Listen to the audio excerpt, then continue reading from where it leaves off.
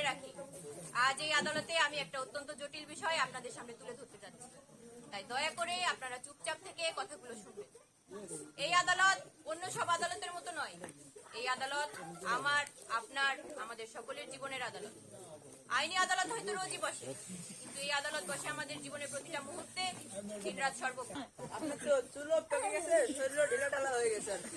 কিন্তু আমরা প্রতিদিনই উনি বুঝি এখনো প্র্যাকটিস করেন? হ্যাঁ, তাহলে তো তাকে আর বাজারে ফুটবল কিনে আনতে হয় না। কেন বলুন তো?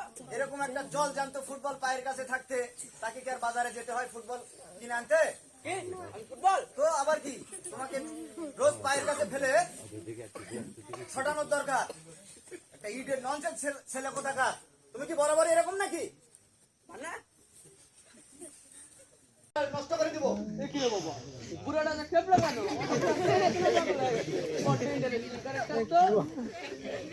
আপনি এখন এখানে দাঁড়িয়ে আছেন? কেন? আপনি এখনই বের হয়ে যান। বাবা কিন্তু খুব রেগে গেছে। এত রাতে বাবাকে আমি কখনো দেখিনি। আপনি এখনই বের হয়ে যান। উনি কি আমাকে খেয়ে ফেলবেন নাকি? আমার বাবার সম্পর্কে একটা আজে বাজে কথা বলবেন না। মানুষ মানুষকে খায় নাকি? তাছাড়া আপনি ভাইয়ের বন্ধু কি শত্রু আমি কিচ্ছু জানি না। আমার বাবার সম্পর্কে এত আজে বাজে কথা বলেছেন আপনি। বের হয়ে যান, এখনই বের হয়ে যান। আপনি এখন এখানে দাঁড়িয়ে আছেন? কেন? আপনি এখনই বের হয়ে যান। বাবা কিন্তু খুব রেগে গেছে। এত রাতে বাবাকে আমি কখনো দেখিনি। আপনি এখনই বের হয়ে যান। উনি কি আমাকে খেয়ে ফেলবেন নাকি? আমার বাবার সম্পর্কে একটা আজে বাজে কথা বলবেন না। মানুষ মানুষকে খায় নাকি? তাছাড়া আপনি ভাইয়ের বন্ধু কি শত্রু আমি কিচ্ছু জানি না। আমার বাবার সম্পর্কে এত আজে বাজে কথা বলেছেন আপনি। বের হয়ে যান, এক্ষুনি বের হয়ে যান। কি রে রানু, কি হয়েছে রে? এতে ভাই তো বুদ্ধি এসে বলছে আমাকে বাঁচা ভাই। 5 ডিভিশন পেতাম। ছি, এমন নকল করা ফাইভ ডিভিশনের দরকার নেই। তাছাড়া এই বইটই খুলে লেখা তোর ভাষে হলো না। ওদো না বলেন তো 2nd ডিভিশন। আমার চেয়ে খারাপ ছাত্র আর পিছনে বই খুলে লেখবো সে 5 ডিভিশন পেল। আরে নিজের চেষ্টায় যা পেয়েছিস তার দামই তো অনেক বেশি। সেটা তো তোর কাছে আর বাবার কাছে। বললেই হলো তোকে সবার কাছে। বাবা তপু। হ্যাঁ বাবা, তোর সাথে কিছু জরুরি কথা আছে বাবা। বলো বাবা।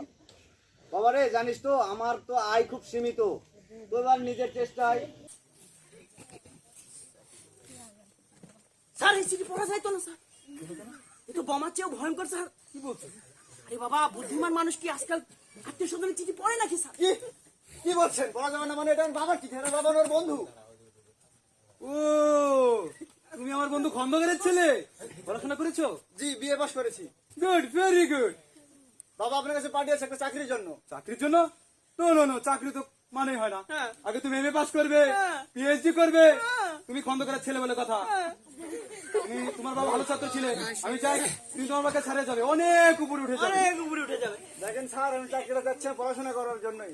বাবার আর্থিক অবস্থা খুব একটা ভালো নয়। এখন যদি নিজের খরচটা নিজে বহন করতে পারতাম। না না, এটা তো ভালো কথা নয়। দুটো একসাথে হয় নাকি? হ্যাঁ তুমি খন্দকারের ছেলে, তোমার বাবাকে আসতে বলো কেমন? আমি বুঝিয়ে বলবো। হ্যাঁ। তোমার বাবাকে আসতে বলো কেমন? হ্যাঁ, আসতে বলো বাবা। হ্যাঁ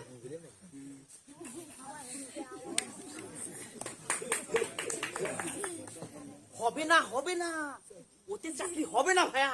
কি আজকাল এসবের চিরে ভেজে না ভাইয়া। Cash down cash. কি বলছেন? এ তো দেখছি ভেজা ন্যাকড়া। এই সেক্রেটারি কি দেখছো? পুলিশকে কল করো, পুলিশ। আসুন না পুলিশ। আপনার মতো criminal কে ধরতে পেরে খুশি হলাম। আমাদের 14 গোষ্ঠী জেলে ভাত খায় স্যার। চুপ! আসুন স্যার, আসুন, দেখুন স্যার, দেখুন আমার বসের মতো নিরীহ মানুষকে প্রকাশন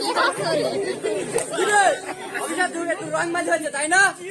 দুই চারটা বাড়ি মালে সব মুখ দিয়ে বের হয়ে আসবে। চল থানায় চল। অন্য স্যার এলো কি টাকা খেয়ে আমার তো খারাপ আপনার চাকরি দেশের আমাকে বাদ দিয়েছে। আপনাকে যেতে বলেছে।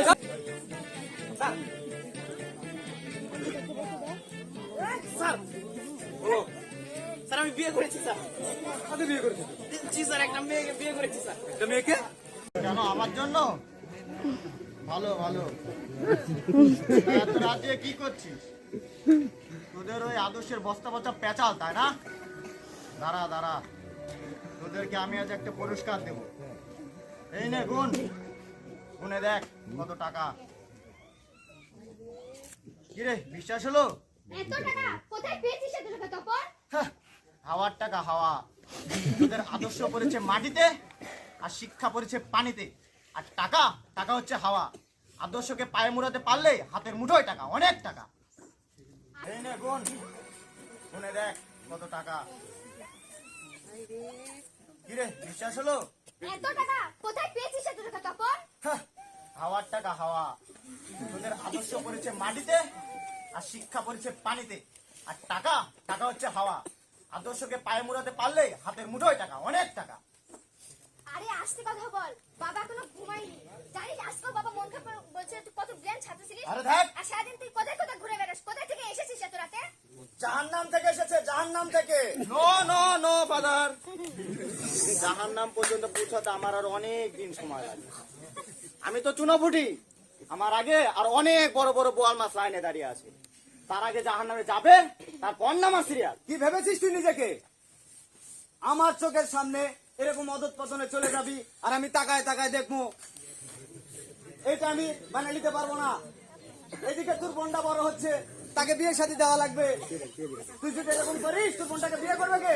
আরে করবে করবে, 100 বার করবে, 1000 বার করবে। যখন শুনবে তার ভাইয়ের অনেক টাকা, অনেক ক্ষমতা, তখন অবশ্যই করবে। টাকা? এত টাকা তুই কোথায় পেয়েছিস? চুরি করিস না ডাকাতি করিস?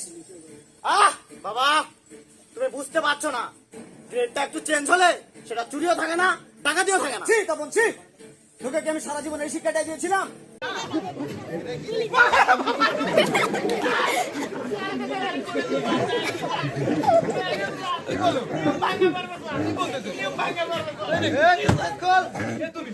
আমি যাই হয় বিটকেস খোল। তুমি বলো, আমি যাই হয় বিটকেসটা খোল। আরে বলো তুমি আগে, কে বলো? কি দেখছো? কি বলছিস তুই এসব? ওরা আসছে তো তোর বিয়ের পাকা কথা বলতে। এবার বিয়েটা বুঝি হয়েই যায় বাবা। তুই আর কমলে চিন্তা ভাবনা করিস না তোমার। এবারে যায় শাড়ি টাড়ি বদলায়, একটা নতুন থেকে শাড়ি পরে আসবে। বিয়ের কথা যে বলছে আর ওদিকে পুলিশ আসতে চলেছে। পুলিশ? পুলিশ আসবে আমার বাড়িতে কেন? বাবা বাবা তখন যেন ধরা না পড়ে। যা মা যা, তুই ওটা টেনশন করিস না, তুই যা তো, যা একটা শাড়ি পরে আসবে তোমার।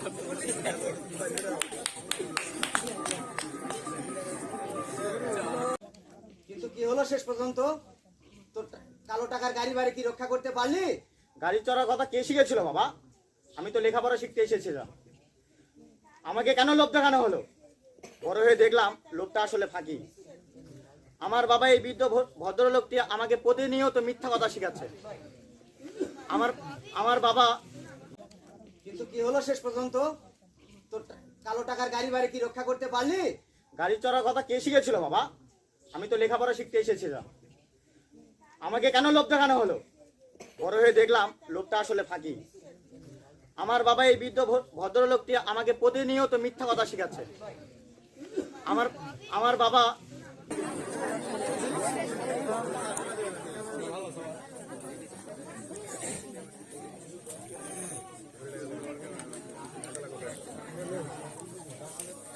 Order order order.